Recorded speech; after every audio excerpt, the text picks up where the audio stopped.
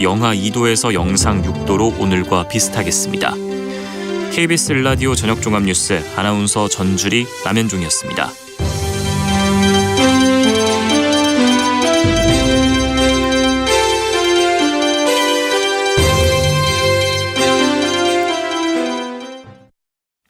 지금 시각 7시 20분입니다.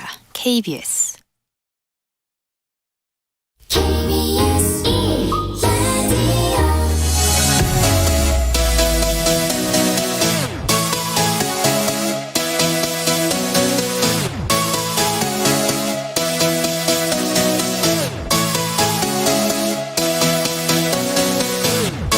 KBS 열린 토론.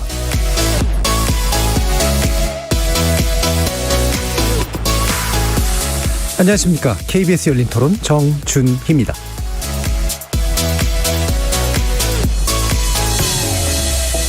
KBS 열린 토론, 오늘은 정치의 재구성으로 여러분을 만납니다. 3월 9일에 치러지는 대선, 오늘로 51일 앞으로 다가왔는데요.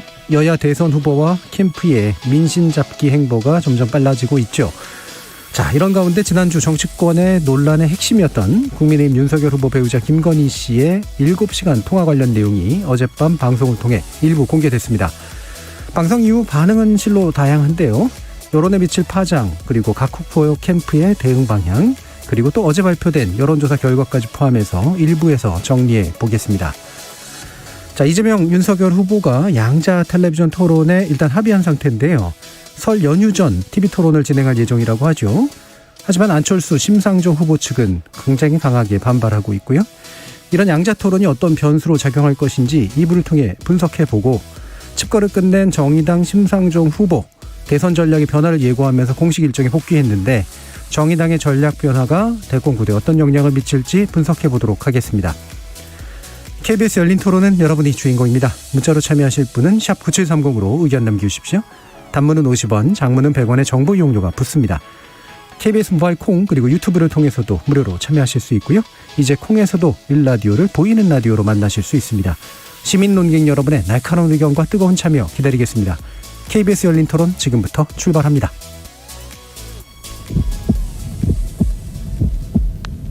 살아있습니다. 토론이 살아있습니다. 살아있는 토론, KBS 열린 토론. 토론은 라디오가 진짜입니다. 진짜 토론, KBS 열린 토론.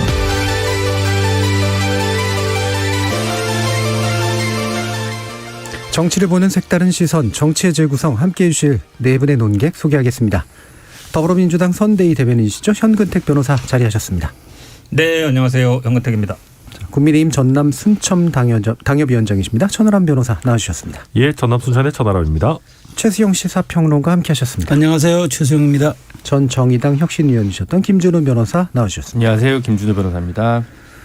자, 지금 MBC 이제 스트레이트를 통해서 일단 어제 밤 8시 넘어서 한 20여 분 정도 아마 편성된 거로 기억을 하는데요. 녹음 파일의 일부만 공개가 됐긴 했습니다. 자, 국민의힘에서는 이제 방송금지 가처분 신청까지 하고 일부 대립하는 모습까지 나왔는데 어떻게 지켜보셨는지 천하람 변호사님 먼저 좀 말씀 주시죠.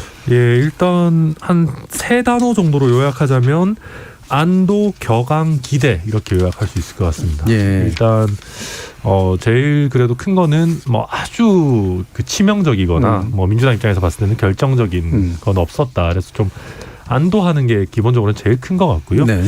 그 다음에 두 번째는 그 녹취를 통해서 들어보면 그 해당 녹취를 한 기자분과 김건희 씨가 굉장히 편하게 누나 동생 하면서 대화를 하는 부분들이 있고, 예.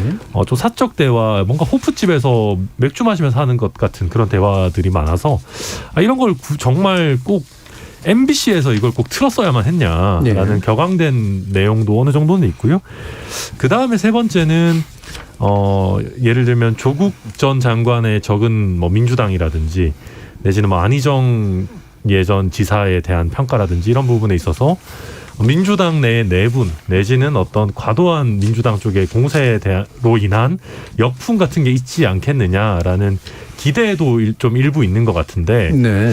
아무튼 저는 내부에서 봤을 때 조금 불안한 것이 그런 기대 때문에 약간 과하게 저희가 또 약간 이렇게 머리를 들려고 하는 그런 좀 분위기들도 나오는 것 같아서 내부에서 좀 침착해야 되지 않겠느냐, 좀 진정하자라고 하는 목소리도 나오고 있습니다. 안도 격양 기대가 보통 한꺼번에 나오기 어려운데 어떻게 나왔을까 싶었는데 설명을 들어보니까 이해는 되는데요. 이 세 단어 어떻게 보시나요? 현근택 변호사님? 글쎄요. 그러니까 안도 격앙 기대 조화가 이렇게 잘 안 되는 건데 저는 아마 마지막 기대 쪽에 좀 많이 포커스가 가 있는 것 같아요. 그러니까 뭐 방송되기 전만 해도 저희들도 내용 모르고 국민님도 모르니까 뭐 찾아가기도 하고 가처분도 하고 막 이렇게 하다가 방송해 보니까 이제 별거 없네 이렇게 나오셔가지고 되게 이제 공격적으로 나오시더라고요 보니까 그런 것 같은데 좀 제가 보기에 너무 섣부르신 것 같다 이런 생각이 들어요. 왜 그러냐면 이게 시작이 불가하거든요. 안도도 섣부르다. 그렇죠. 왜냐하면 이게 뭐 MBC가 보도하는 게 전부라고는 다 생각하지 않잖아요. 가처분도 돼 있고 항의 방문도 했기 때문에 어느 정도 나는 MBC에서도 약간 눈치는 봤다고 봐요. 왜냐하면 MBC에 나오는 것과 지금 뭐 서울의 소리나 유튜브에 나오는 게 보면 이게 꼭 법원에서 금지한 건가 이런 생각도 들긴 하더라고요. 그만큼 어찌 보면 이제 MBC가 좀 눈치를 본 것 같긴 한데 어찌 보면 김건희 씨 본인의 이름으로 그동안 이제 이 얘기가 처음 나온 건데 저는 뭐 앞으로 나올 것도 많다고 봅니다. 왜냐하면 이제 논란이 되고 있는 장모 사건에 대한 얘기라든지 아니면 문재인 대통령에 대해서도 지금 잠깐 나왔는데 분명히 이제 좀 그런 얘기들이 나올 것 같거든요. 왜냐하면 본부장 의혹이라는 게 쭉 아시겠지만 많잖아요. 그럼 주가 조작한 얘기도 분명히 나올 것 같고 그다음에 뭐 장모 관련됐던 양ton 땅에 대한 얘기도 나올 것 같고 왜냐하면 다 물어봤을 것 같아요. 기자니까. 그다음에 지금 장고증명서 위조라든지 아니면 뭐 요양급여 문제는 다 관련된 거 나올 것 같거든요. 그러면 이제 그런 거 얘기 나올 때마다 아마 논란이 될 것 같고 뭐 지금 아시겠지만 가장 큰 논란이 되는 건 이게 저는 이게 약간 연계돼 있다고 보거든요. 이제 무속 관련된 것도 본인도 그 얘기를 했고 근데 바쁘다 시간이 그 도사들하고 놀아야 되는데 그럴 시간 없다 이렇게 얘기했거든요. 그러니까 도사들 이름이 쭉 이제 나오잖아요. 그래서 저는 아마 이걸 너무 쉽게 판단하는 게 아닌가 생각되는데 근데 민주당 입장은 그렇습니다. 이거를 당에서 하는 게 아니고 그러니까 시작할 때도 그렇고 우리는 그냥 공식적으로는 그냥 지켜본다 이런 입장이었어요. 개인 의원 몇몇이 뭐 본방사수 막 이랬지만 그거는 공식적인 입장은 아니고요. 끝나고 나서도 마찬가지다. 그러니까 그 방송에서 나온 것 자체에 대해서 우리가 논평하기보다는 그거에 대한 국민의힘의 입장 예를 들어 이준석 대표가 문제 없다든지 아니면 뭐 이런 것들에 대해서 문제제기하는 것이지 이 방송하는 내용에 대해서 저희들이 뭐 관여하거나 이러고 싶은 생각은 별로 없습니다. 이준석 대표가 총동원령 내리더니 민주당 뭐 하는 거냐 뭐 이런 식의 얘기를 했는데 총동원령 내린 적 없어요. 왜냐하면 아시겠지만 방송하기 전에도 저희들이 뭐 공식적으로 이거에 대해서 논평한 적 없고 나온 후에도 이거에 대해서 이 방송과 관련된 건 아니에요. 그러니까 이 방송 내용에 대한 국민의힘 특히 윤석열 후보나 이준석 대표나 나오는 입장에 대해서 비판한 거지 방송 내용 갖고 한 건 아니거든요. 격앙과 기대에 대한 이야기도 들으면 좋겠지만 그건 다른 두 분께서 더 많이 얘기해 주실 것 같고 기대 쪽에 약간만 하면 내분 가능성 없다. 내분요? 내분에 대한 기대 지금 내분 날 일이 없죠. 이제 시작인데 이제 뭐 어찌 보면 이제 시작한 건데 이 관련된 논란이 뭐 내분 날 일이 전혀 없는데. 민주당 게시판은 좀 다르던데요 분위기가. 게시판은요. 지금 윤석열 후보 지지하지 않은 분들도 있어요. 그렇죠. 심지어 이 변호사비 대납 고발했던 그 단체 같은 경우에는 그 대표가 이제 가세연에도 나가고 윤석열 후보 지지하겠다 뭐 이러고 그래서 이거 사실은 이거 관계없이 그분들은 계속 해왔던 분이라 이거 나와서 뭐 이런 건 아니었고요. 저는 뭐 물론 이제 우리 당 내에서 그런 거 있는 건 아픈 얘기라 사실은 뭐 얘기하면 좀 부끄러운 얘기입니다. 뭐 정의당이든 민주당이든 국민의힘이든 당 게시판 보면은 다 헷갈려요. 난리죠. 저희도 그렇습니다. 자 최세영 평론가님도 평가 그럼 해주시죠. 글쎄 저는 이제 정치권의 이제 격언 중에 이제 뭐 격언이라기보다는 이제 뭐 그런 말 중에 하나 표현 중에 예상되는 변수는 변수가 아니라는 거죠. 그러니까 변수라는 건 돌발로 나타나야 변수의 성격을 띠는 거지. 이미 예상이 저건 변수가 될 거야라고 이미 그건 반영이 돼 있다는 그런 의미인데. 저는 어쨌든 저도 굉장히 그 기대 반 또 정말 어떤 내용이 들어가서 호기심 반으로 사실 들었거든요. 들었는데 들을수록 이거 별게 없더라고요. 약간 좀 뭐 판도라의 상자는 고사하고 저는 김 빠진 상자 같은 느낌을 살짝 받았는데 근데 다만 이제 뭐 미투에 대한 이야기들 솔직한 자기 심정을 드러냈다는 점에서 사실 윤석열 후보가 또 여성 표현도 취약하잖아요. 이런 부분들은 좀 두고두고 뭐 아무리 배우자의 발언이라 할지라도 부부가 뭐 공통인식을 같이 하고 또 영부인이 되면은 또 직간접적으로 여성 정책에 관여할 수 있다는 점에서 조금 앞으로 좀 부담이 될 수 있는 발언 같은 물론 선을 그었지만 그다음에 보수에 대한 얘기 뭐 김종인 대표 후 뭐 위원장이 뭐 먹을 게 있으니까 온 것 아니냐라는 이야기들도 뭐 얘기는 해도 저는 뭐 이미 지지층의 결집이 다 반영이 돼 있기 때문에 뭐 이런 점들 가지고 뭐 안에 내분이 있거나 뭐 지지율이 흔들거나 이럴 것 같지는 않아요. 다만 이제 앞으로 무슨 내용들이 더 나올 거냐. 근데 저는 제가 보기에 원래 영화도 우리가 시즌 1에 다 모든 걸 쏟아붓지 시즌 2에 쏟아붓지는 않잖아요. 네. 예고편에서 다 보여주기 때문에 저는 그런 점에서 놓고 본다면 오히려 김건희 리스크를 이번에 제거하는 일종의 효과도 있었지만 그러나 분명한 거는 이 김건희 씨의 어떤 이런 것들이 이제 정제되지 않은 발언들이 이제 나왔는데 저는 사실 기대치가 우리가 김건희 씨한테 많은 국민들이 사실상 지난번 기자회견을 보고 낮췄기 때문에 네. 이런 결과가 그나마 연착륙이라는 표현 좀 그렇습니다만 소프트 랜딩 가능했지 만일 그렇지 않고 직접적으로 이게 1호 이슈로 등장했다 그러면 굉장한 경착륙이 돼 가지고 네. 아마 그 윤 후보도 좀 그 감당하기 어려운 정도로 간 것 같은데 다만 이제 앞으로 저는 조금 하나 보는 것은 이 어쨌든 본인도 시인했지만 무속 논란은 이 언론사들의 사실 좀 뭐 좋은 호재거든요. 네. 그리고 또 이제 이런 후속 취재들이 나타나고 또 대한민국에서 선거에서는 또 종교의 역할이 사실은 저희가 또 부정할 수 없는 영향력이 있기 때문에 이런 점들은 좀 살아있는 변수로 이건 좀 봐야 되지 않을까 저는 그렇게 분석합니다. 예, 일부 변수가 좀 있다고 또 판단을 하셨는데요. 예, 김준우 변호사님. 여러 가지로 곱씹어 볼 만한 논점과 쟁점이 너무 많은 사건이어서 뭐 한 번에 다 한 호흡에 다 이야기 드리긴 어렵지만 어쨌든 사태의 추이가 어떻게 반영될지는 아직은 좀 예단할 수 없을 것 같습니다. 국민의힘이 원하는 건 40년 전인 1992년 초원복집 사건처럼 잘못했는데 역풍으로 결집하는 이제 그런 걸 좀 기대하는 듯한 것 같은데요. 그 정도 저희가 그렇게까지 양심이 없지는 않습니다. 네, 하여튼 그런 부분이 있는 것 같은데 그 뉴스, 그러니까 저는 약간 그런 의문이 처음부터 들었거든요. 이게 왜 그 보도 프로 이제 1시간짜리 편성하는 데서 하겠다고 입소문이 나서 이 사단이 왔을까? 저 같으면 그냥 뉴스에서 공개했을 것 같거든요. 네. 일단 그 방식도 좀 이해가 안 가고 그럼 이런 방송이면 적어도 예를 들면 뭐 기자분에게 그 강의료 보수를 준 부분이 공직선거법 위반 여부의 문제는 없는지 그 공정과 상식 그리고 법조인 출신의 후보인데 안희정 성폭력 사건과 관련된 대법원 판결을 무시하는 것은 어떤 문제가 있는지라는 걸 좀 되짚는 네. 부분들이 좀 있었어야 될 텐데 아마 시간적인 촉박함으로 인해서 그 방송 자체의 좀 완성도나 이런 게 좀 떨어졌지 않나라는 생각이 들고요. 이걸로 인해서 사실은 직접적으로 이재명 후보한테 표가 갔을 거라고 예를 들어 뭐 센세이셔널 했다고 생각하지는 않았었습니다. 저 같은 경우는 결국은 윤석열 후보가 최고점을 찍었던 지지율에 비해서 좀 회복을 못하고 있는데 이 회복을 막을 수 있는 변수로 작용할 거냐 말 거냐인데 아직까지는 이걸 디딤돌 삼아서 원래 지지율을 회복하는 모멘텀으로 삼기에도 좀 어려운 부분이 있고 네. 여전히 좀 예를 들어 뭐 정권 교체는 원하지만 윤석열 후보에 대한 지지를 유보하고 있거나 철회했던 분들이 이걸 계기로 돌아올 것 같다는 생각도 잘 들진 않거든요. 그래서 어떻게 보면 어떤 변수인지는 잘 모르겠지만 이 지지율 자체 당장에 빠지지도 않지만 올리지도 않을 효과가 윤 후보 캠프에는 좀 있지 않을까라는 생각이 들고 덧붙여서 어쨌든 김건희 씨가 뭐 홍준표 후보에 대해서 언급했던 부분들이나 김종인 위원장에 대해서 언급했던 부분들 같은 것들은 보수 대결집에서는 약간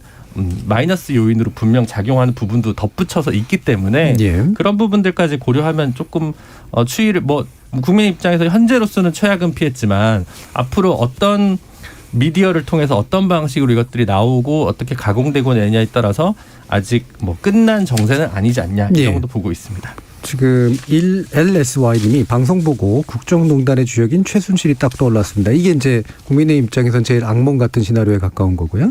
4222님은 대선 후보 가족들은 매사에 조심해야 되는데 별로 신경 쓰지 않는 것 같아 부끄럽습니다. 이게 이제 보통 상식적인 것에 해당하는 내용인 것 같고요. K6540님은 방송 이후에 김건희 팬카페 회원이 6배 폭증했고 사이다 발언에 꽂힌 대중들이 김건희의 재발견이라는 평가도 하는데 어떻게 생각하십니까? 라는 게 이제 또 지지층 중에서 마음을 바꾸고 싶지 않은 분들의 재발견인 것 같고요.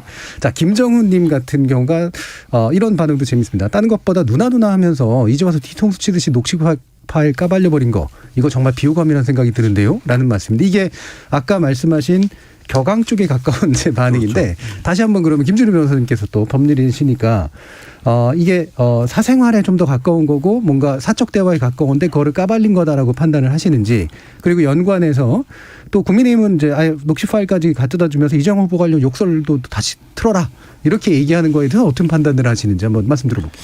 취재윤리, 보도윤리 입장에서 보면 적절치 않다라고 지적하시는 언론인 분들도 한편으로는 있는 것 같은데 네.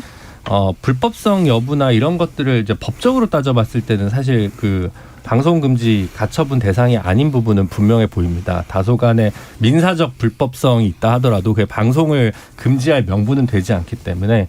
그리고 두 번째로 사실은 이번 가처분 결정문 같은 경우는 저도 이제 입수해서 읽어봤는데 그렇게 촘촘한 논리 구조로 되어 있지는 않습니다. 네. 그러니까 일반적인 방송금지 가처분 결정문에서 이제 전제하는 두 개의 대법원 판례가 있습니다. 일단 그렇게 깔고 시작을 하고요. 그 다음에 단순한 사적 영역으로 치부할 만한 인물은 아니다라는 부분까지는 전제하는데 진술 거부권을 고려해서 형사상 문제 수사 중인 부분은 보도할 수 없다. 이렇게 네. 치면 대부분의 서초동발 보도를 그렇죠. 불가능하게 하는 건데 그래서 이 부분은 사실 그렇게 정교한 네. 논리 구조로 짜여져 있는 결정문인지는 사실 전 좀 의문이 있고요. 그래서 이게 만약 진짜 구체적 선례가 된다면 이것도 좀 곤란하지 않나라는 생각이 좀 많이 들었습니다. 근데 다른 한편으로는 이게 지금 이 이후에 서울의 소리라든가 아니면 몇몇 언론사에서 이제 일부 녹취를 또 공개하지 않았습니까? 그래서 올드 레거시 미디어를 그 방송 예고에 대해서 가처분을 통해서 어떤 일정한 통제를 할 수 있을지 몰라도 결국은 현재와 같은 언론 환경, 미디어 환경 안에서는 가처분을 통한 방식들이 사실은 더 이상 유효하지 않겠구나라는 생각이 들어서 이걸 가지고 또 공방을 하는 것이 어떤 실질적 의미가 있을지에 대한 회의감도 같이 좀 들고 있습니다. 네, 여러 건들이 최근에 보면은 그 법적 장치들이 실제로 현실하고 잘 안 맞는 부분들 굉장히 많이 보이는 것 같긴 해요. 취재윤리 얘기하는데요. 사실은 예를 들어서 맞습니다. 그러니까 보통은 목소리 따서 방송할 때는 사전에 얘기를 하죠. 녹음하겠다고 얘기하는데 근데 또 뭐가 있냐면 기자는 기자예요. 여의도에서 저희도 그렇게 얘기하거든요. 우리 기자끼리 기자랑 만나서 밥 먹고 술 마시고 차 마실 때 핸드폰 딱 올려놓으면 녹음하겠거니 생각해요. 특히 술 마시다가. 그럼 기자들끼리 얘기하잖아요. 술 마시다가 화장실 가면 메모하고 나중에 정보 보고 한다고 중요한 얘기면. 그거 다 알고 있거든요. 저희도 왜냐하면 항상 취재 대상이 되고 이러다 보니까. 그럼 기자를 상대로 하는 얘기가 사적 대화가 가능하겠느냐. 물론 개인적으로 예를 들어서 저도 기자들 만나면 술 마시다가 집 어디에 샀니 이런 얘기를 하는데 정치적인 얘기할 때는 정치적으로 견해를 얘기할 때는 아무리 개인적인 얘기라 하더라도 기자란 아무리 술을 2차 3차 먹어도 정치적인 얘기를 우리 당대표에 대한 얘기 후보에 대한 얘기 할 때는 이건 분명히 취재할 거다라는 생각을 해요. 안 할 수가 없거든요. 당연히. 그게 기자의 생명이잖아요. 기자는 진짜 자다가도 일어나서도 아니면 술 마시다가 가서도 보고 하시는 분들이잖아요. 그렇다 그러면 당연히 이 목소리를 방송할 거냐 안 할 거냐 얘기는 없을지 모르지만 그래도 당연히 대선 후보인데 출마 선언한 이후잖아요. 보통 기자들은 누나 동생 이렇게 안 하죠. 선배 이렇게 부르잖아요. 네. 근데 오히려 이 김건희 씨가 누나라고 해라 이게 한 번이 아니잖아요. 지난번에 YTN도 그 얘기 나왔던 거 보면 그렇고 그래서 오히려 좌초하면 있는 것 같고 이제 형수 파일도 틀어라 아마 갖다 줬잖아요. 근데 이거는 진짜 한 10년도 되던 공탕이에요. 지금 우려먹은 게 몇 번째인지 모르겠어요. 성남시장 때 했었고 지난번 2018년 경기도지사 선거 때는 홈페이지에 게시도 했어요. 자유한국당이. 그래서 이건 아마 어디 갖다 줘도 아마 안 틀을 거다. 왜냐하면 뉴스가 아니거든요. 뉴스라는 거는 새로움이 있어야 되는데 안 했던 거. 이거는 전 국민이 아마 안 들었을지라도 들을 만한 사람 다 들어서 뉴스에 보도 가치가 없으니까 안 하겠지 않겠어요. 근데 이거를 예를 들어서 갖다 주고 방송하세요 하는 거나 그런다면 그거 자체도 또 편집권이거든요. 그러니까 갖다 주는 건 할 수 있다고 봐요. 뭐든지. 근데 이제 그거를 방송할지 말지를 만약에 압박한다든지 그건 내가 보기에 안 맞다고. 저는 조금 의견이 다른 게 그럴 수는 있어요. 저도 언론 저도 기자 출신이고서 당연히 취재하고 또 저희가 받아 쓰고 하죠. 그런데 이제 녹취 여부는 사실은 좀 사전에 동의를 구하는 건 좀 정확하게 전제가 돼야 된다. 이거 녹음되는 겁니다. 근데 그렇게 했으면 그걸 사용을 하는 게 또 맞는데 근데 이게 약간 선택적으로 한 데다가 저는 또 그런 건 있어요. 이게 녹음된 파일이 활자화되어서 텍스트로 나가는 것과 녹음된 육성이 그대로 전파를 타는 건 이건 완전히 다른 문제거든요. 그러니까 아까 형수욕설 얘기했는데 그게 활자로 어디 홈페이지에 들어가 있는 것과 후보의 직접 육성으로 공중파를 탄다. 이건 완전히 다른 문제라고만 봐요. 그렇기 때문에 형평성이라 그러면 사실 그런 그 잣대도 저는 같이 적용돼야 된다고 보고 다만 이제 이번 논란이 저는 그렇죠. 이제 이런 논란이 도대체 그 사적 영역과 공적 영역의 차이와 어디까지가 국민의 알 권리인가에 대한 어떤 논쟁의 본원적인 근거는 제시했는데 예. 민주당이 제기한 논리 그건 뭐 그냥 뉴스 가치가 없으니 안 한다. 그럼 그렇게 비례의 원칙이라는 거는 녹음된 뉴스성이 그대로 공중파에 전파를 탄다는 거 이건 전 또 다른 문제라고 보기 때문에 그렇게 된다면 받아들인 강도가 완전히 달라요. 활자로 예. 보는 것과 그것은 또 다른 문제이기 때문에 거기에 대해서는 조금 좀 뭐 제가 거기에 대해서 뭐 이게 옳다 그러다로 할 건 아니지만 뭐 민주당의 그런 논리는 사실은 이것을 또 방어하기 좀 빈약하다 저는 생각이 듭니다. 예. 아마 제가 알기로는요 홈페이지에다 유튜브에다 게재한 걸로 알고 있고 저희들이 만약에 저희들이 당에다가 이거를 뭐 지금 김건희 씨 관련된 걸 올란다면 모르겠죠. 근데 그렇게 안 하고 있잖아요. 네, 이건 있는 것 같아요. 이게 그 방송 편성에 있어서의 공정성이라든가 이런 관점으로 보면 같은 사안에 대한 반론권을 인정하는 게 공정성의 영역이지. 비례 원칙이죠. 예를 들면은 이쪽 후보니까 저쪽 후보의 어떤 약점을 같이 보여주는 게 공정성의 원칙은 그치. 아니거든요. 그렇죠. 그건 예. 아닌데 대신 이제 말씀하신 것처럼 틀은 건 자체는 굉장히 다른 문제죠. 그렇죠. 틀 수도 있는 부분이고. 그 강도는 굉장히 다른 그 부분은 근데 생각해요. 그 이재명 후보 욕설 논란과 관련해서 두 가지 쟁점이 있는 것 같아요. 하나는 욕설을 담겨 있다면 삐 처리가 돼가지고 방송으로서의 가치가 상당히 그렇죠. 방송에서는 욕설을 내보낼 수가 없죠. 삐 이렇게 될 텐데. 그리고 다소 보수적인 입장의 종합 편성 채널도 많이 있지 않습니까? 왜 그분들은 아직도 안 틀까요? 라는 질문은 당연히 나오거든요. 그러니까 이게 가지는 그 보도 가치가 그렇게 많지 않다고 생각해서 이게 정말 단독성이었다면 사실은 다 먼저 이미 보도하지 않았을까라는 물음표도 있어서 그냥 지금 국민의힘에서 이 부분과 관련해서 뭔가 무기대등처럼 이렇게 요구하고 하는 것은 그냥 정치적 수사학일 뿐이지 정말 진심으로 집행을 원하는 것 같지는 않다는 생각이 저는 많이 들었습니다. 네, 저도 속으로 이게 비방용이어서 사실 이게 도저히 틀 수가 없는 내용이거든요. 이게 아무리 원본 그대로 들려드리겠다고 시청자분들께 양해를 구하더라도 그래서 저도 과연 어떻게 틀 수 있을까 하는 현실적인 문제는 김준호 변호사님과 공감하는 부분이 있고요. 근데 다만 이게 뉴스가 아니다라는 거는 저는 좀 다른 문제라고 보는 게 경기도지사 이재명 후보 내지는 지사가 과거에 했던 욕설과 대선 후보가 된 이후에 이분이 과거에 했던 그 발언의 어떤 중요도는 완전히 달라지는 거기 때문에 이게 반드시 과거의 일이기 때문에 뭐 뉴스 가치가 없다 이렇게 볼 거는 좀 아니라고 보고요. 또 그 부분은 저도 동감합니다.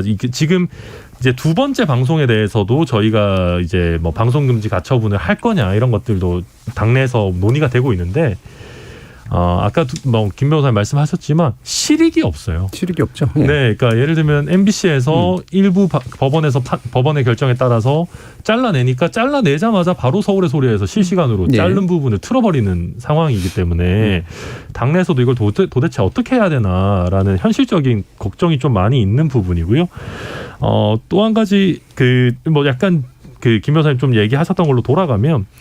다만 저희 당에서 홍준표 의원이나 김종인 위원장과 관련한 걱정을 하는 분들은 거의 없는 것 같습니다. 네. 왜냐하면 김종인 위원장님은 이미 좀 많이 마음이 상하신 것 같고, 네. 근데 이제 홍준표 의원 같은 경우에는 물밑에서는 돕고 있었지만 애초에 완벽한 원팀이었던 것은 아니고. 저희끼리 분석을 했을 때도 홍준표 의원이 윤석열 후보를 지지한다고 해서 돌아오는 표가 과연 얼마나 있겠는가. 그러니까 이게 여의도 문법인 것 같아요. 제가 봤을 때는. 예를 들면 누가 지지를 한다고 해서 그러니까 이낙연 후보랑은 좀 다른 것이 이낙연 의원님은 좀 어떤 지역 기반이 확실하다면 홍준표 의원님은 그거에 비해서 2030들의 지지를 많이 받으셨는데 그 부분은 사람을 따라서 움직이는 표심은 아니거든요. 그러다 보니까 홍준표 의원이 지지하면 오를 거야라는 것 자체가 약간 여의도 안에 갇혀 있는 거라서 그 부분은 별로 저희가 걱정은 크게 하진 않는다. 이 말씀도 같이 드리겠습니다. 네, 알겠습니다. 전 사실 이 부분은 또 방송될 수 있는 것들도 있고 그래서요. 오늘 다 얘기할 부분은 아닌 것 같고요.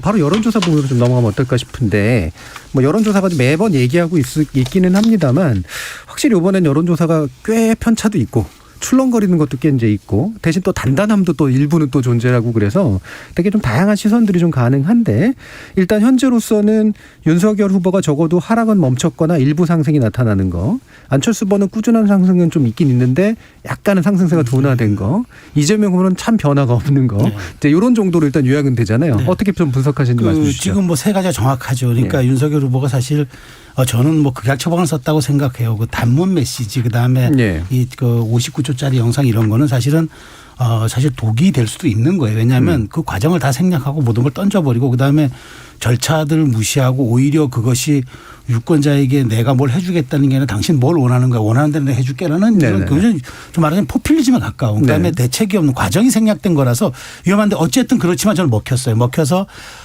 지지율 하락을 멈춘 게 아니라 사실상 소폭 반등을 이룬 것도 있고 좀 많이 올라간 여론조사도 있어서 좀 들쭉날쭉은 한데 저는 그래서 윤석열 후보가 위험한 독약이지만 일단 삼켜서 굉장히 효과를 봤다라고 저는 생각을 하고요. 안철수 후보의 지지율은 저는 그렇게 쏠 수밖에 없다고 봐요. 일단 아무리 뭐 안철수 후보가 여기에서 자신의 어떤 그런 비전과 가치로 해서 상승을 이끈다 하더라도 윤석열 후보와 연동성이 있다는 건 누구도 부정할 수 없거든요. 네, 그렇죠. 윤석열 후보의 하락이 어쨌든 안철수 후보의 반등을 이루는 모멘텀이 된 거고 에너지가 된 건 분명한데 그럼에도 불구하고 안철수 후보가 그럼 윤석열 후보가 오른 만큼 떨어져야 되는데 그건 또 아니었거든요.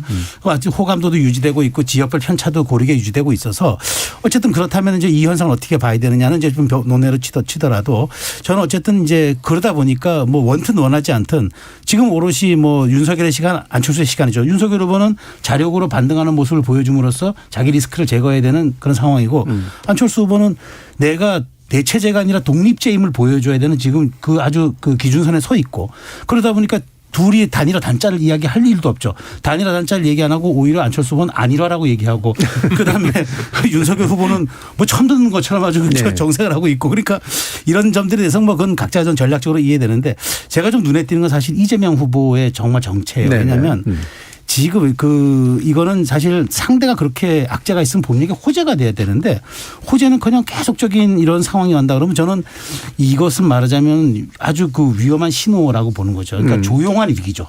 드러나진 않지만 아주 조용한 위기. 그렇다면 도대체 상대가 저렇게 실점하는데도 내가 득점하지 못하면 내 득점 확률은 또 어디서 찾을 거냐는 말이죠. 그러니까 좀 위험한데 저는 그래서 어쨌든 지금 여기 오늘 여론조사의 총합을 놓고 보면 또 재미있는 거는 이재명 후보가 전부 보면 30한 4%에서 30한 7, 8% 이게 문재인 대통령의 국정 지지율의 최저치예요. 그러면 저는 이거는 간단하게 얘기하면 지지층의 견고성은 최대한 확보했는데 확장이 안 되고 있다는 정확한 신호가 된 거고 윤석열 후보와 안철수 후보의 합은 대략 합쳐보면 50%가 넘어요. 정권 교체 지수와 거의 유사해요. 그렇다면 이것 또한 주는 신호가 방향성이 일정하기 때문에 앞으로 이제 각 후보 진영에서는 그럼 이 세 가지의 딜레마를 또 어떻게 풀 거냐 이게 난제입니다. 그러니까 더 독약을 삼킬 건지 아니면 또 한번 스윙을 해가지고 다시 한번 좀 세게 한번 판을 한번 흔들어 볼 건지 이런 전략들의 담대한 변화의 시점에 지금 다들 진입해 있다. 저는 그렇게 분석합니다. 야금야금 조금이라도 효과 있는 걸 더 해가지고 조금이라도 모을지 그렇죠. 아니면 한 방에 좀 그래도 좀 이 구도를 깰지 고민이 좀 굉장히 깊다. 일단 천하람 변호사님부터. 네, 저는 사실 최근에 나오는 여론조사에서는 딱 하나밖에 안 봅니다.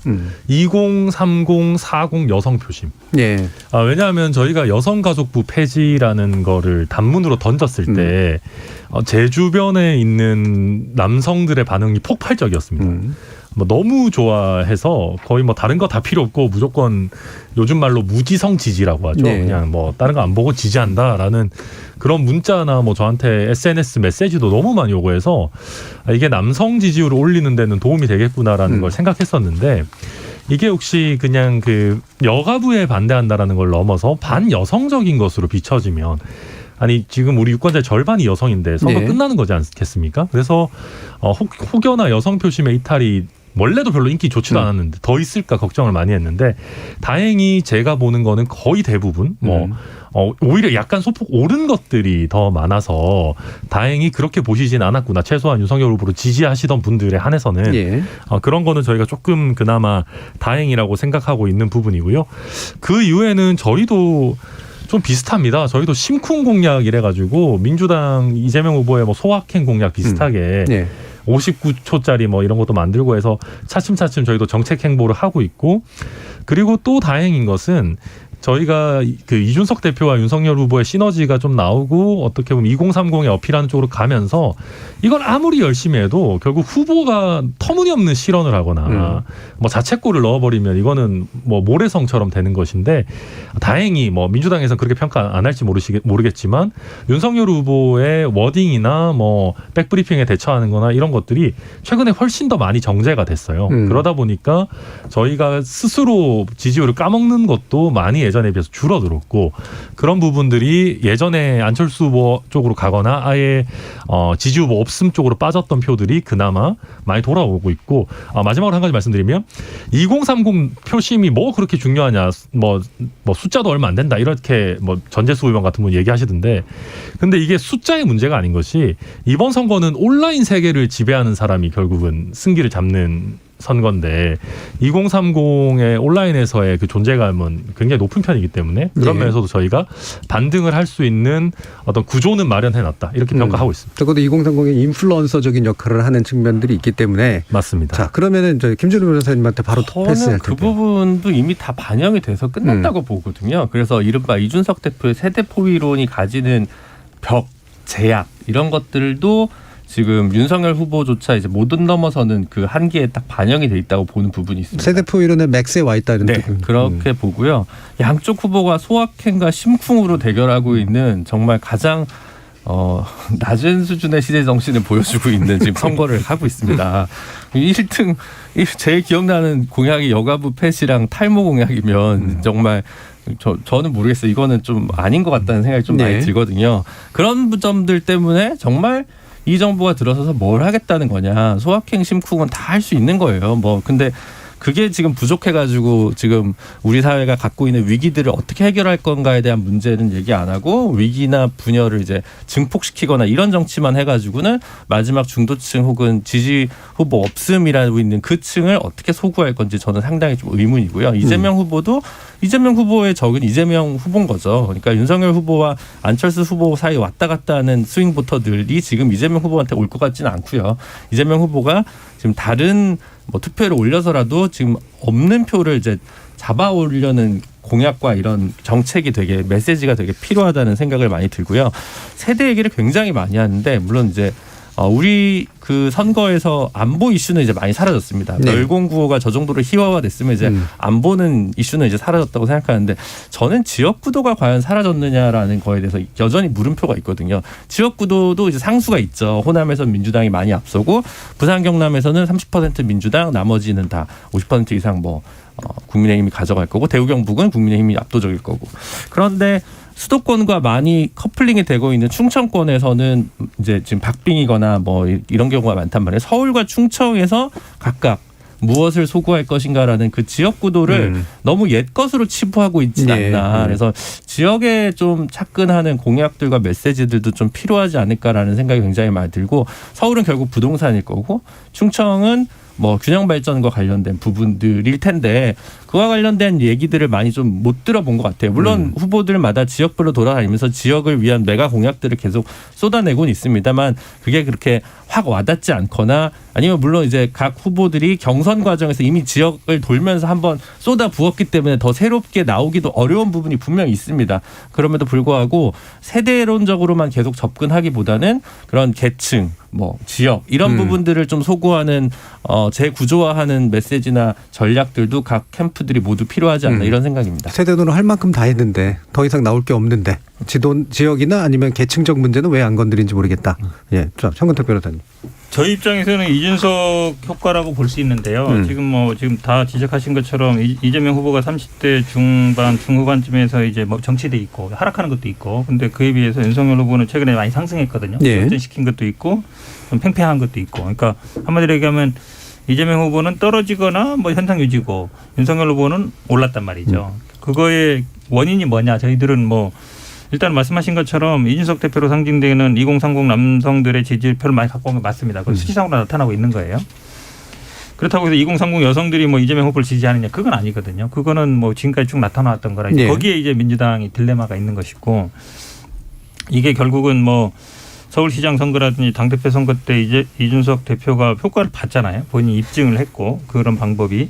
그거에 대해서 어떻게 대응할 거냐 이게 이제 저희들의 딜레마인데 그래서 사실은 개인적으로는 민주당이 계속 정책 행보를 하겠다 이랬거든요. 한마디로 얘기하면 조용한 선거를 하겠다라고 얘기했는데 개인적으로는 좀 안 맞는 것 같은 생각이 좀 들어요. 정책 선거가. 네, 왜냐하면 아시겠지만 선거 과정에 뭐 정책을 이렇게 막 확 이렇게 확실하게 뭐 아니면 이게 소구하는 거 아니면 사람들이 크게 관심 없거든요. 정책 홍보에 대해서 지금 김준호 변호사 말씀처럼 그 2개밖에 기억 못 하잖아요. 저희 수학생 40개 이상 내는 데서 하나밖에 모른다는 얘기잖아요.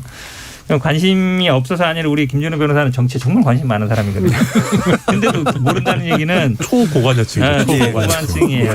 근데 어찌 보면 그만큼 많이 안 알려져 있다는 뜻이 되겠죠. 그런데 그거는 사실은 이제 그럼 홍보를 제대로 하고 있느냐. 뭐 길게 하는 게 꼭 좋은 건 아니니까 효과적인 홍보가 안 됐다는 걸 수도 있고.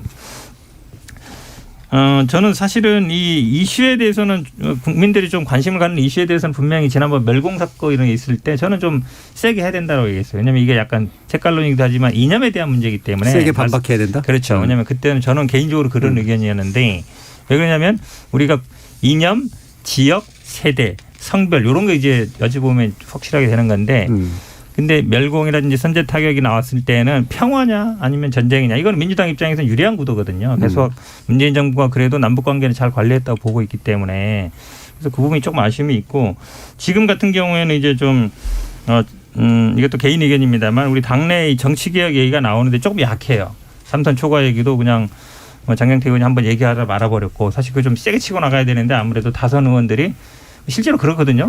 이게 설마 되겠어? 다음부터 하지 않겠어? 뭐 이런 심리가 실제로 있거든요. 국민들도 똑같습니다. 국민들도 에이 지금 선거 때니까 하는 거지 나중에 실상하겠어? 이런 생각이 있거든요. 두 번째는 이상지경 윤미향 의원 얘기인데 지금 박덕흠 의원이랑 셋이 이제 그 윤리심사위에서 제명 공고를 했는데 아직 윤리 열지도 않고 있거든요. 네.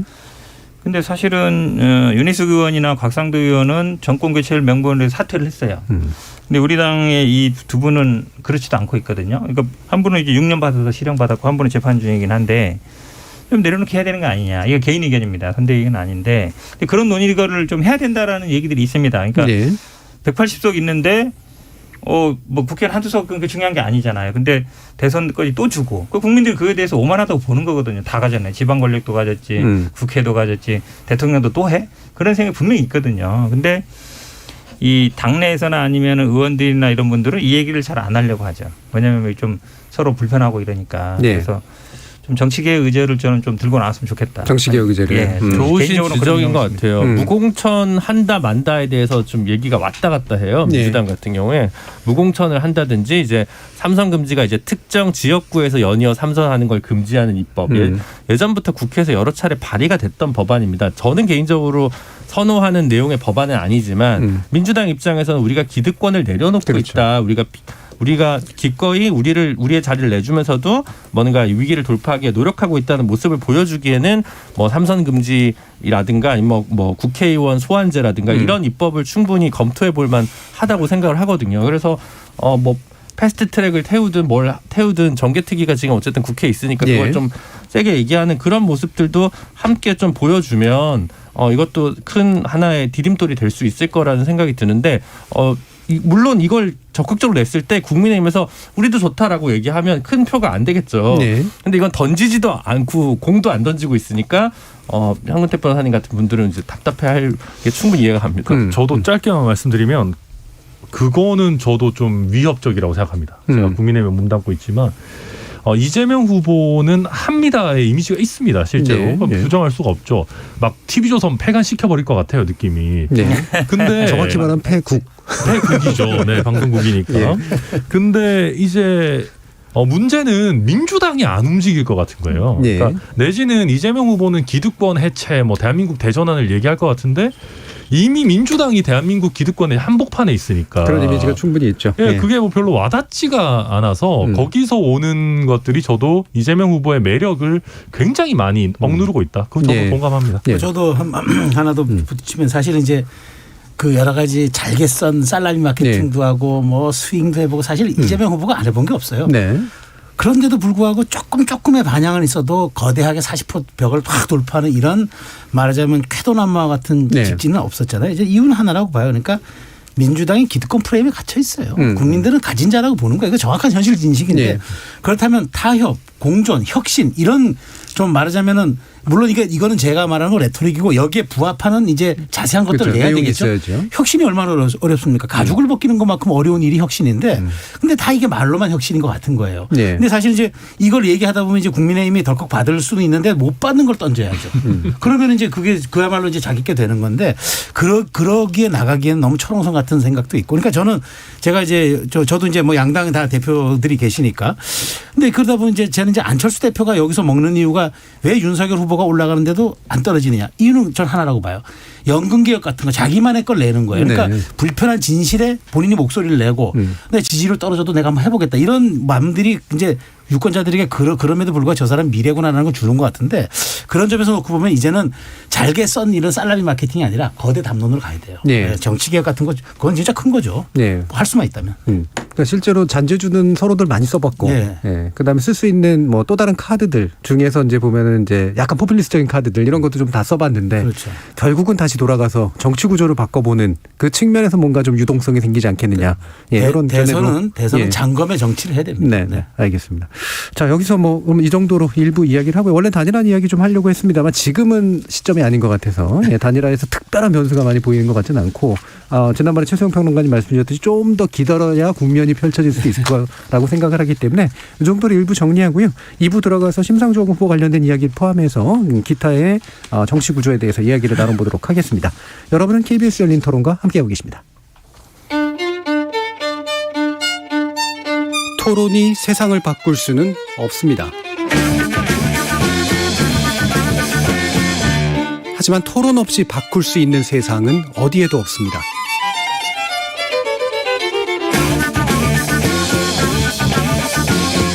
세상의 선한 변화를 갈망하는 당신. 정답이 아니라 질문의 힘을 믿는 당신. 우리 KBS 열린 토론에서 만납시다.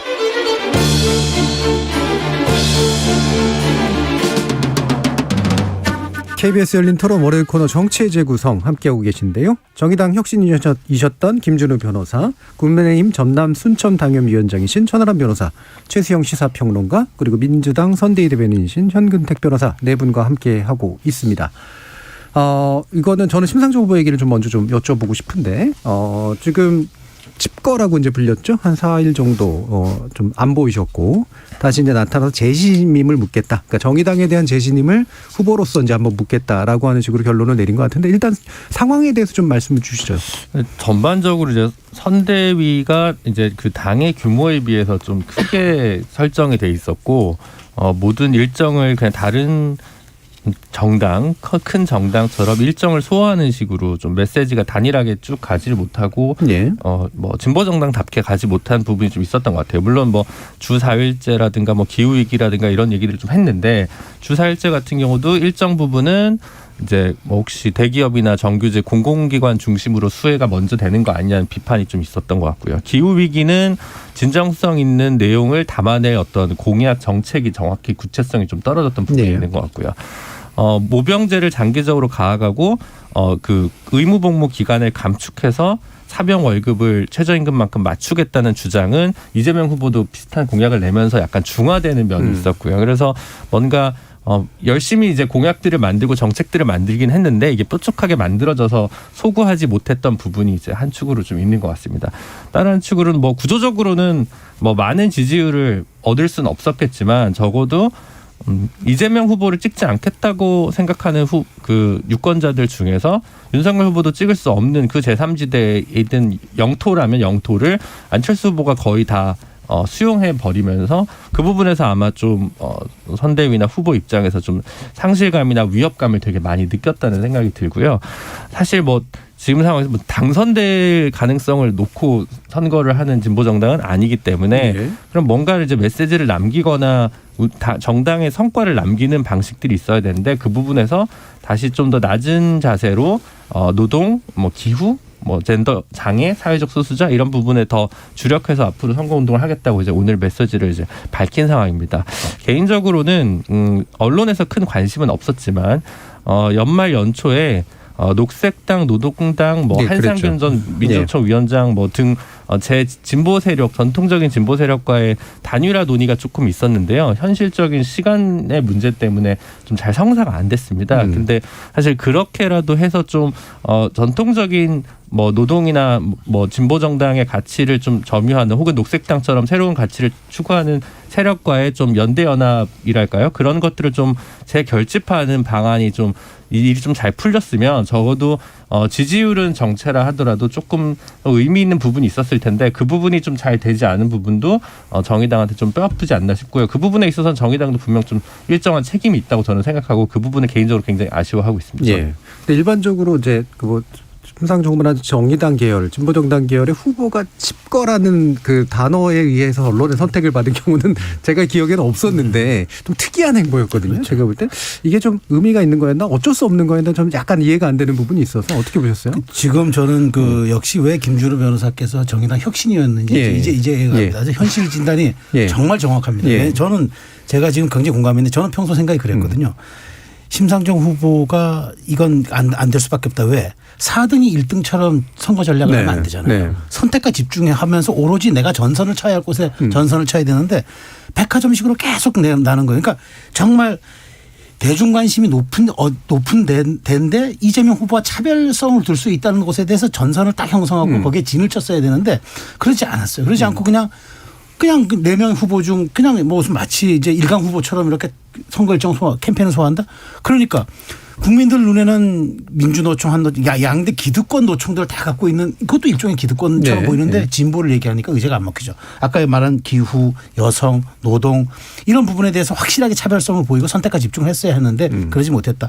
저는 그 역설이죠. 심상정 후보가 안 보이니까 미디어의 관심이 높아가지고 오히려 네. 지면의 할애도가 더 높았다는 게 이게 참 비극이었던 거죠. 그렇죠. 그렇다면 이제 여기에서 이제 저는 이제 정의당이 가야 할 방향성이 분명히 보이는 거고 어쨌든 메시지의 전파 속도라는 것은 대중의 관심에 비례하는 거기 때문에 어쨌든 그런 쪽으로 좀 선거 전략을 좀 내밀하면서도 좀 아주 좀 밀도 있게 그래 짰으면 좋겠다는 생각인데 어쨌든 사상 초유의 이런 일이 있었던 만큼 저는 오히려 이 기회가 정의당이 선거 캠페인을 조금 선택과 집중하면서 자기들만의 목소리 내는 쪽으로 조금 오롯하게 좀 이번엔 가능성을 좀 보이지 않을까 좀 그렇게 저는 기대해보고 무운을 기원합니다. 진짜 이건 진짜 무운입니다. 자, 예. 이게 이 부분에 의해서 실제로 영향받을 정치 세력은 상대적으로 지금 이제 없게 된 측면이 불행한데 어떤 면에서 보면 이게 이 표가 어느 정도의 표일까라고 이제 무게를 막 재기 시작을 해야 되는데 그게 사실 이렇게 크지는 않은 상태란 말이에요. 그래서 양대장 정당이 참 여쭤보기도 그렇긴 한데 어떤 심정으로 보셨을까가 궁금하긴 합니다. 일단은 더불어민주당은 어떻게 보시고 계시나요? 좀 안타깝죠. 뭐 네. 지금 왜냐하면 말씀하신 것처럼 심상정 후보가 저는 조금 무책임하지 않았나 봐요. 왜냐하면 사실은 정당 당대표 당의 후보라면 들어오고 나갈 때 명분과 메시지가 있어야 되는 거거든요. 네. 국민들한테. 이게 개인 일이 아니잖아요. 그러면 잠시 우리 혁신을 위해서 내가 며칠 동안 좀 정리하는 시간 갖겠다라고 얘기하고 나올 때는 어느 정도 정리가 됐고 했으니까 나온다라고 얘기했는데 들어올 때도 들어갈 때도 아무 말도 없고 나올 때도 아무 말도 없고. 네, 휴대폰이 꺼져 있다 이 얘기는 그러니까. 없어가지고. 그럼 뭐 당대표 그렇게 본다 그러면 이거는 사실은 약간 당내 사정은 저희 잘 모르잖아요. 국민 입장에서는 외부로 나온 걸 보는데 그래도 지금 3당 국회 역석인데 3당의 대선 후보인데 좀 들어오고 나가는 거에 대해 국민들에 대한 메시지가 너무 없다 이런 생각이 들고요. 저는 이것도 약간 심상정 후보가 자초한 면이 있다고 봐요. 그러니까 심상정 후보가 딱 이렇게 사라지니까 당장 뭐 유호정 장혜영 의원이 대표 이끌어야 되는 거 아니냐 차기 그런데 포스트다. 그렇죠. 그런 얘기가 나왔는데 많은 분들이 이제 의아했거든요. 드디어 이제 완전히 뭐 여성 페미닌 정당으로 가는가 보다. 왜냐하면 심상정 의원 말고는 약간 그런 대표성이 있으니까. 두 분의 이미지는 그런 쪽이죠. 그렇죠. 근데 그분들이 과연 이 정의당을 이끌어 갈 수 있겠느냐 이 생각이 있는 거거든요. 그러니까 뭐 다른 분들도 있습니다만 과연 그 정도 정치력이 되느냐. 그러니까 심상정 의원이 싹 빠져보니까 정의당의 현실, 정치력을 딱 알겠는 거예요. 만약에 대선 후보 딱 빠졌더라도 나머지 5명 의원이 있잖아요. 그러니까 이분들이 뭐 딱 뭘 하든지 아니면 뭐 그 메시지를 통일해서 내든지 이렇게 해야 되는데 한마디로 보면 약간 이제 우왕좌왕하는 모습. 그러니까 누구도 이거를 주도해서 어떻게 해결할 수 없는 상황인 것 같은 느낌이 들어서 좀 정의당의 현실을 보는 것 같아서 좀 안타까웠는데 안철수 후보 보세요. 의원은 반밖에 안 되지만 거기도 의원 3분이지만 안철수 후보 거의 개인기로 하는 거거든요. 그렇게 본다 그러면 사실은 이제 뭐 되돌릴 수 없잖아요. 심상정 후보가 이제 와서 다시 어떻게 할 수 없는 거라서 어쨌든 끝까지 마무리를 잘 했으면 좋겠습니다. 네,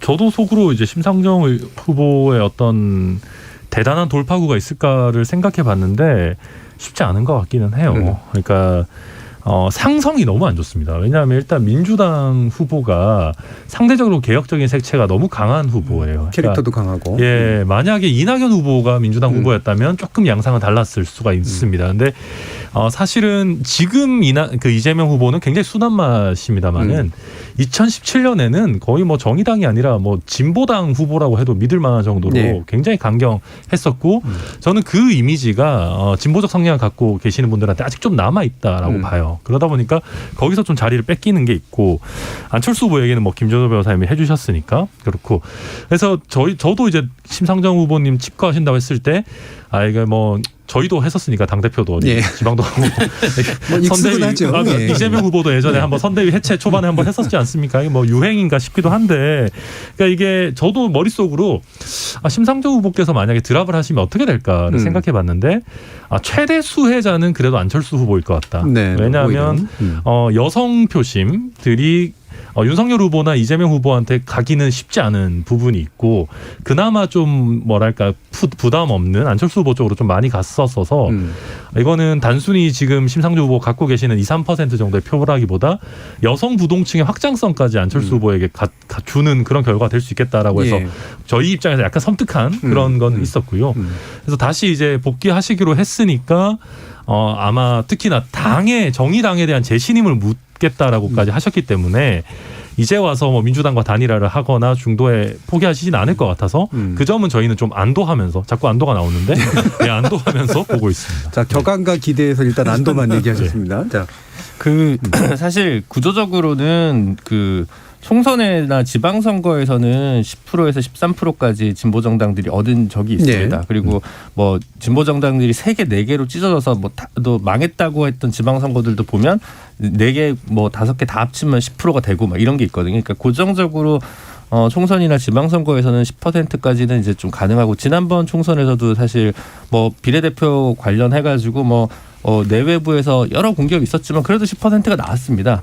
그런데 이제 대선 같은 경우는 사실은 쉽지 않죠. 항상 범민주진보 개혁 단일화 혹은 뭐 그런 전선이 훨씬 더 광범위하게 설득력을 얻기 때문에 사실은 3%, 2%에서 되게 갇혀 있는 경우가 되게 많고 그거를 멀게는 87년부터 이제 2007년까지 쭉 그렇게 가져오다가 독립후보로 가져오다가 2012년에는 이제 문재인 후보와 이제 단일화 없는 후보 사퇴를 했죠. 특별히 고감이 있는 게 아니라 그냥 사퇴를 그냥 하는 방식으로 풀었던 것이고 지난 대선은 어대문 선거였기 때문에 조금 10%, 13% 찍던 분들 중에서 상당 부분이 심상정 후보를 그 당시 찍어서 6% 정도 200만 표를 이제 얻는 대선 결과였는데 이번에는 박빙 선거였기 때문에 사실은 뭐 고관여층이 누구나 생각하기에 지난번보다 심상정 후보가 더 많은 표를 얻기는 쉽지 않다. 만약에 민주당의 후보가 2007년 정동영 후보의 경쟁력이었다면 당연히 또 얻을 수 있겠지만 박빙인 선거에서는 도저히 그러니까 완전 패배하거나 완전 낙승인 경우에는 모르겠지만 그렇지 않은 경우에는 사실은 6%까지 실제 득표를 얻기는 좀 어려울 거다라는 게 사실 냉정한 분석이라고 할 수 있고요. 다만 그럼에도 불구하고 선거 중간에는 지지율과 캠페인을 통해서 10%에 육박하는 것은 얻을 수 있습니다. 실제 득표에선 빠지더라도 지금 안철수 후보가 사실 추세가 그런 것이고요. 그런데 그런 부분들을 제대로 소구하지 못했다는 부분 되게 뼈아프게 정의당에서 받아들여야 되는 측면이 있어서 한편으로는 위기가 좀 구조적인 부분이어서 과장된 측면도 있지만 그렇다고 해서 그걸 뭐 언제나 제도 탓으로 돌리기에는 뭐 제도 알면서 30년 동안 그렇게 해왔던 게 진보정당의 역사라서 20년 정도 역사죠. 그렇기 때문에 뭐 그걸 핑계로 댈 수는 없겠습니다만 다소간의 과장된 위기 있는 부분도 있긴 있다. 근데 어쨌든 세대 교체에 좀 실패한 부분도 뼈저리 있고요. 그래서 이번 대선 결과가 어떻게 나오든 뭐 아주 좋은 결과는 안 나오겠지만 그 이후에 정말 그리고 바로 치러진 지방선거까지 허겁지겁 치르고 나면 그 다음에 정의당은 과연 어떤 조양 감각을 가지고 나아갈 것인가에 대해서 다시 한번 좀 진지하게 질문을 받게 되겠죠. 네, 뭐 오랜만에 정의당 얘기가 좀 필요할 것 같아서 좀 이렇게 쭉 돌아가면서 한번 얘기를 해봤는데요. 뭐 말씀처럼 대선이라는 게 이제 진보정당에 늘 어려운 건 사실이었는데 보통 대선에서 희망을 주거나 미안함을 남기거나 해서 총선이나 지선을 통해서 뭔가를 이렇게 이끌어내는데 이번 대선이 둘 다 안 생기면 다음 총선이나 지선도 굉장히 어려울 수 있다라는 생각 때문에 앞으로 어떤 길을 좀 걸어가실지 한번 더 두고 보도록 하겠습니다. 연관해서 이제 토론 문제로 좀 들어가 보죠. 일단 안철수, 심상정 후보 같은 경우에는 이재명, 윤석열 양자 토론은 당연히 굉장히 거부감이 강하고 비판할 수밖에 없는 조건인데 일단 최수영 평론가님 보시기에 이렇게 성상이 그나마 괜찮다고 보시는지 아닌지 어떻게 보세요? 아니죠. 사실은 저는 이번 김건희 녹취 파일을 보면서 이른바 저 그 생각이 들었어요. 그 배선 후보 배우자의 그 이제 녹취록이 이렇게 선거에 가장 중요한 쟁점이 되고 또 국민의 알 권리 차원이라는 법원의 판결이 나왔잖아요. 그런데도 불구하고 심상정 후보는 물론 집거 중이었지만 분명한 원내 정당이고 후보고 안철수 후보는 지금 무려 지지율이 15에서 17까지 나오는 상황에서 국민의 4명 중 1명이 가까이가 지지한다는 그런 의미인데 그렇다면은 그 후보를 제외한 토론을 한다? 이거는 정말 그야말로 양강의 담합 정치 혹은 폐쇄 정치라고밖에 할 수가 없는 거죠. 그러니까 윤석열 후보는 단일화 협상에서 안철수 후보를 제압하기 위해서 지금 본인의 모습만을 드러내는 걸 원하는 거고 이재명 후보는 여기에서 어떻게 되든 윤석열 후보를 제압해야 내가 뜨는데 한 사람이 덕해서 희석되는 건 원치 않고 이런 지금 이해와 요구가 맞아떨어진 상황이라 그러면 그것이야말로 저는 대선의 정신과는 부합하지 않는 대선의 정신은 그야말로 5년을 이끌 사람을 시장에서 놓고 공정하게 평가하는 건데 그런 측면에서 놓고 보면은 지금 뭐 어쨌든 정의당이든 국민의당이든 지금 아마 가처분 신청도 내고 이러는 모양인데 저는 그랬으면 좋겠어요. 법정 토론의 요구에 준하는 조건에 따라서 이 토론도 진행되고 그건 공공재인 지상파가 중계한다. 그렇게 가야지 두 사람의 토론만 국민들이 기대한다? 그거는 제가 보기에 정말 그건 알 권리와 국민의 선택권에 대한 제약이라고 보기 때문에 다시 한번 재고가 좀 필요하다고 생각합니다. 저는 뭐 비슷한 의견인데 조금 첨언을 다른 각도에서 붙이면 어쨌든 그 토론 역량에 있어서 윤 후보 리스크가 좀 더 크다고 하는 것이 만약 공지의 사실이라면 저는 본인의 발언 시간을 줄일 수 있는 3자, 4자 토론이 훨씬 더 윤 후보에게 유리하지 않냐. 그래서 왜 굳이 양자 토론이라는 굉장히 리스크가 있는 선택을 했을까가 좀 이해가 안 가더라고요. 제가 참모진이었다면 차라리 3, 4자 토론을 뭐 4자 토론은 그렇다지 3자 토론이라도 합시다라고 좀 얘기를 하지 않았을까라는 생각이 협상할 들었어요. 당시로는 돌파구가 좀 필요했을 것 같은 그런 측면은 있는 것 같아요. 마냥 거부할 수는 없고요. 저는 뭐 윤석열 후보의 토론 실력이 떨어진다는 게 공지의 사실이라고 인정하기는 쉽지 않을 것 같고요. 우선 저는 또 비슷하지만 다른 각도에서 접근하자면 안철수 후보의 토론 실력을 고려했을 때 안철수 후보를 끼우는 것이 윤석열 후보 입장에서 나쁘지 않은 선택이 아닌가. 다른 각도지만 결론은 비슷한. 그러니까 이게 뭐 비슷한 뭐 좀 다른 각도인데요. 그러니까 저는 이제 저희가 허겁지겁 토론을 하게 된 이유가 냉정하게 보면은 지지율이 많이 빠졌죠. 그간 많이 빠졌고 또 토론을 회피한다라는 그 인상 그게 굉장히 안 좋은 거거든요. 그러니까 이제 안 좋은 순서대로 보면 첫 번째가 토론에서 심각한 실수를 하는 거. 그러니까 뭔가 안 좋은 짤 내지 밈이 생성될 정도의 실수.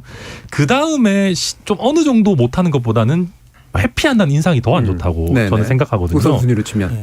그러다 보니까 저희로서도 안 할 수 없는 상황이었고 지금 안철수 후보가 또 올라오고 있는 상황이기 때문에 보수 야권의 어떻게 보면 적자다. 1위 후보다라는 걸 보여주기 위해서 양자 토론이라는 형태를 생각해내게 된 것 같고 민주당 입장에서도 굳이 안철수 후보 좀 상승세인데 뭐 우리가 판 깔아줄 필요 뭐 있냐. 우리 둘이 하자라는 어떻게 보면 거대 양당의 이해관계가 맞아떨어져서 세팅된 상황은 맞는 것 같습니다. 근데 방금 저도 개인적으로 제가 협상을 한다면은 굳이 안철수 후보를 빼야 될까? 라는 뭐 어쨌거나 보수 야권 전체의 그 비중은 높아지는 셈이고 안철수 후보가 요즘 TV 출연하시는 것 봐도 약간 아나운서 훈련 이런 거 받으신다고 소문은 나 있는데 그렇게 그게 이제 성공적인지는 잘 모르겠거든요. 네. 그러다 보니까 이제 가장 안 좋은 첫 번째 결과 이제 그 안 좋은 밈이 형성되는 것을 한 번 더 기대해 볼 수 있지 않겠는가라는 점에서 저는 뭐 포함시키는 게 좋다고 생각합니다. 여러 방송국을 이제 저도 많지는 않지만 천하람 현근택 변호사님처럼 방송을 많이 하진 않지만 돌아다녀 보고 제작진분들한테 들어보면 지난 10년간 중에 안 후보님의 이른바 폼은 제일 많이 올라와 있다는 것도 많이들 얘기를 하시더라고요. 네. 이전보다 훨씬 더 안정적이고 네, 토론을 했던 것들은 다 나쁘지 않았어요. 네, 굉장히 정리가 잘 돼 있다고 해서 사실 뭐 아바타 뭐 그 정도 수준의 이제 그거는 훨씬 더 뛰어넘으신 것 같기는 합니다. 예. 그래서 지금 고래뿔님이 안철수 후보 많이 나아졌습니다라는 이제 문자도 보내주셨는데 제가 이제 민주당 의견을 여쭤볼 수밖에 없는 게 제가 그냥 관찰하는 과정 또는 협상하는 과정이 어느 정도는 약간 아는 입장에서 보면 이재명 후보 같은 경우는 누구든 나오자, 누구든 토론하자. 맞습니다. 근데 만약에 정말로 나만 하고만 한다면 그거라도 먼저 하자 이런 입장에 가까웠던 것 같은데요. 맞습니다. 저희들이 아시겠지만 원래 아마 내일 KBS 토론이 제일 먼저 예정돼 있었고 그래서 뭐 저희들은 오는 거에 대해서 다 한다. 2자든 3자든 4자든 이런 입장이었는데 계속 이제 윤석열 후보 측에서 처음에 뭐 말 바꾸는 사람이랑 안 한다 이러다가 대장동만 갖고 하다가 이제 하자 이러니까 협상이 양자간에 된 거예요. 그러니까 각 방송국에서는 어쨌든 다 보냈는데 협의가 안 되면 안 된다 보니까 지금 모든 방송 다 똑같습니다. 그러다 보니까 이제 설 전에 방송 3사의 국정 전반에 대해서 하자고 합의한 건데 약간 저는 우려하던 대로 가는 것 같아요. 설 전에 한 번만 방송 3사 한 번만 가져서 이번 주에 안 하고 뭐 다음 주 중에 할 게 아닌가 싶은 생각이 좀 우려가 드는데 저도 당연히 이 뭐 저 안철수 후보 들어와야 된다고 보고요. 근데 저는 이런 생각이 들어요. 개인적으로는 개인 생각입니다. 이게 방송사 자율로 하다 보니까 안 되는 거예요. 후보들끼리 합의가 안 되면. 그래서 저는 이 선거 방송 토론을 우리나라는 합의하면 잘 안 됩니다. 이해관계. 이해관계 다르기 때문에. 그냥 법으로 그냥 7번 이렇게 하든지 그 얘기 나왔었거든요. 지난번에. 그렇게 해서 해버려야지. 이거 방송국은 다 하겠다고 지금 방송 3사, 종편, 뉴스 채널, 라디오, 언론사 다 하겠다, 신문사 하겠다고 다 이렇게 하고 있는데 결국은 지금 제가 보기에 만약에 3자 하자 그러면 심상정 후보도 왜 우리는 안 하냐고 할 거예요. 그렇죠. 당연히 그럴 거잖아요. 그러면 또 저기 누구냐 다른 후보들 뭐 김동연 후보나 이런 분들도 왜 나는 안 끼냐 이럴 거거든요. 왜냐하면 이게 법에 정해진 게 아니니까 법정 토론이야 뭐 기준이 있으니까 뭐 3% 이상 몇 석 이상 5석 이상 있는데 그게 아니기 때문에 사실은 그냥 법으로 만들어서 그냥 하는 게 더 낫겠다 이런 생각이 들어요. 지금 국회에서 빨리 통과해서 효력을 줄 수는 없잖아요. 지금이라도 만약에 동의하면 할 수 있는 거라서 그냥 해야지. 이거 언제 합의되겠어요? 왜냐하면 누구는 토론하고 싶고 누구는 안 하고 싶고 그러면 또 누구는 들어오고 싶고 누구는 빼고 싶고 서로 이해관계 합치되기가 쉽지 않거든요. 그러니까 그래서 지금 돼 있는 토론 부르는 조건 있잖아요. 그건 유효하게 하고 법으로 강제하는 것만 하면 될 것 같은데 제가 이제 하나 지적하고 싶은 거는 사실은 이렇게 합의한 토론은요. 제가 보기 변별력이 없어요. 그러니까 말하자면 이제 뭐 서로 기조 발언 뭐 그다음에 양자 토론 또 뭐 주제 정해서 하고 하다 보면은 재질문, 제재 질문이 들어가지 않는 한 사실은 뭐 티키타카 하다가 어느 정도 서로 보합세에서 마감할 가능성이 높습니다. 그렇기 때문에 이 토론 내용에 혁신적인 변화가 없고 포맷에 대해서 완전히 틀을 바꾸지 않는 한 저는 뭐 토론회가 그렇게 웬만큼 다 준비해서 나오기 때문에 그게 큰 리스크가 되어서 지지율에 엄청난 영향을 끼칠 거다 그러진 않고 다만 추석 밥상에 지지를 지금 선택한 사람은 자기 후보를 지지를 더 주장할 만한 근거를 갖는 거고 그다음에 조금 말하자면 유보한 사람들은 결국은 계속 유보하면서 갈 수밖에 없기 때문에 저는 그 확신한 사람에게는 더 지지층 견고하게 하는 영향은 있겠지만 이것이 선거판을 흔들 정도의 그런 결정적인 뭐 그런 우열을 가리기는 좀 어렵지 않나 그렇게 생각합니다. 지금 일정상으로 보면은 3번 이제 정해져 있잖아요. 2월 말부터 이제 3월 초까지 3번 정해진 게 이미 나왔고 그 중간 동계올림픽이에요. 그 앞이 설이거든요. 그렇죠. 맞아요. 그렇네. 그럼 실질적으로 한 번 이상 뭔가가 성사되기 굉장히 어려운 상태가 이제 돼버렸는데 이걸 좀 다르게 좀 바꿀 수 있는 또 다른 방법들은 없을까? 가처분 신청 같은 거는 좀 되리라고 보세요? 아니 가처분 신청하면 그 양자 토론마저 무산되는 결과가 나지. 사실 뭐 사자 토론이 개최되는 신박한 일이 벌어지진 않지 않겠습니까? 사실은 그래서 제가 봤을 때는 그 뭐 계속 그 방송 그 주식 방송 얘기하기 좀 그렇습니다만 그런 유튜브 채널처럼 그런 좀 방송들에 각 후보들이 오히려 적극적으로 나가서 1시간 반을 할애해가지고 다른 후보가 나올 수밖에 없게끔 그래서 자신의 경쟁력을 부각시키는 방식의 선택을 해야 될 것 같아요. 윤 후보면 이재명 후보면 이재명 후보가 먼저 나가서 나의 매력을 보여주겠다. 매력 발산 시간을 갖겠다. 뭐 이런 식으로 접근하는 방식으로 만약 토론에 자신 있고 정책 영역에 자신감 있는 후보라면 저 같으면 그런 선택을 오히려 할 것 같습니다. 네, 약간 리그전 형식으로 해보면 어떨까라는 생각도 좀 있어요. 어떻게 생각하세요? 뭐 그렇죠. 그 우선은 저희 경선 때도 보니까 생각보다 한쪽이 완전히 우위에 있는 그런 일들이 잘 없더라고요. 토론한 보면. 네, 그렇죠? 토론하는 거 보면. 저도 사실은 유승민 후보나 홍준표 후보 같으면 윤석열 후보를 좀 표현이 그렇습니다. 압도하거나 손쉽게 요리하거나 그러지 않을까라는 생각도 저도 했었는데 그런 어떤 예상 같은 것도 했었는데 그게 잘 맞아떨어지지 않아서 우리가 예상보다 토론을 너무 겁낼 필요는 없다라는 거에 저도 동의하고 또 서로 다른 상대와 리그전처럼 해야 예를 들면은 윤석열 후보도 정의당의 심상정 후보와 토론해야 뭔가 평소에 잘 안 하던 얘기, 네, 그렇죠. 뭐 기후 기회가 변화, 생기죠. 네, 내지는 뭐 어떤 그런 뭐 노동이라든지 좀 더 다양한 얘기들을 할 수 있는 거니까 그게 진정한 어떻게 보면 알 권리인 것 같고 4명 모아놓고 그냥 또 하면은 결국 그냥 자기 하고 싶은 얘기 하다가 끝나는 느낌이 제일 좋은 건 믹스앤매치를 여러 번 하는 게 사실 제일 좋은 것 같아요. 그래야지 충분한 얘기도 할 수 있고 서로 다른 포인트도 생기고 그런데 뭐 좀 이렇게 좀 해볼 생각 없으세요? 아니 저희들이 한다니까요. 한다는 얘기인데 사실은 지난번에 이제 국민의힘 하는 거 보니까 무제한 토론도 하더라고요. 그것도 괜찮았어요. 왜 그러냐면 물론 이제 어느 정도 규칙이 없다 보니까 뭐 서로 말 끊고 들어가고 이런 거는 조금 그랬던데 교수님이 잘 해주셔가지고. 네. 그렇죠. 거의 그냥 거의 방임이라기보다 그냥 두 분이 하게 놔두는 정도로 그냥 놔두 보는데 사실은 뭐 저도 토론팀에 있는데 토론 아시잖아요. 뭐 딱 그 규정에도 틀에서 하면 질문 한 번 하고 끝. 그러면 사실은 별 재미없거든요. 그래서 저는 이거를 물론 이제 뭐 어떤 식으로 합의해야 되는지 저도 잘 모르겠어요. 당초에는 아마 설 전에 논의될 때는 뭐 한 뭐 3사 4군데 한 4군데 이렇게 방송 3사 뭐 종편 다 이렇게 될 것 같더니만 지금 흘러가는 모양새는 설 전에 그냥 한번 다음 주 말 정도에나 그냥 다음 주 뭐 이렇게 후반부에나 할 것 같은 분위기여서 참 이래도 되나 국민들한테 죄송하고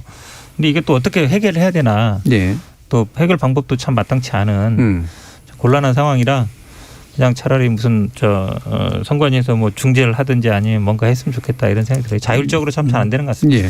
제가 뭐 간단하게 좀 표현을 한 번 더 하면은 두 분이 토론하잖아요. 그럼 서로 각각의 기대치가 있기 때문에 이재명 후보 같은 경우는 잘해야 본전이고 윤석열 후보는 믿져야 본전입니다. 그렇기 때문에 저는 제가 보기에 퉁 토론회로 갈 가능성이 매우 높다고 생각합니다. 그리고 뭐 지난 경험을 보면 룰미팅 양쪽에서 막 하고 그래서 서로 간에 약간 암수가 될 만한 것들이 사실 제거가 돼요. 그래서 되게 무난해지는 그런 경향이 분명히 있죠. 결국 이제 나중에 최종 형태는 아주 그냥 아름다운 형태로 가죠. 지금 이창영 님이 지상파 방송 3사가 리그전으로 1대1 동시 대결이 나올 듯합니다. 상위 4위까지 한번 해보죠. 라고 하는 그런 말씀까지 해주셨는데 지금 국민의힘 쪽에서 뭐 나름대로 좀 전향적인 기회를 그래도 어떻게든 좀 만든다고 한다면 어떤 변수를 제일 좀 신경 쓰는 게 좋을 것 같다라고 생각하세요? 아까 밈 얘기는 하시긴 했습니다만. 네, 뭐 결국은 뭐 저희 입장에서 특별하게 변수가 있다라기보다 결국은 뭐 국정 전반이라고 얘기하게 되면은 뭐 개인의 도덕성, 뭐 어떤 신변, 네거티브 이런 것들이 다 포함되는 게 되는 거죠. 근데 좀 재미있는 저희 입장에서 좀 재미있는 부분은. 근데 그렇게 될 경우에 저희는 오히려 좋을 수도 있다라고 생각하는 것이 윤석열 후보가 지금까지 저희 국민의힘 경선에서 해왔던 것들을 보면 개인사적인 부분을 굉장히 방어를 잘합니다.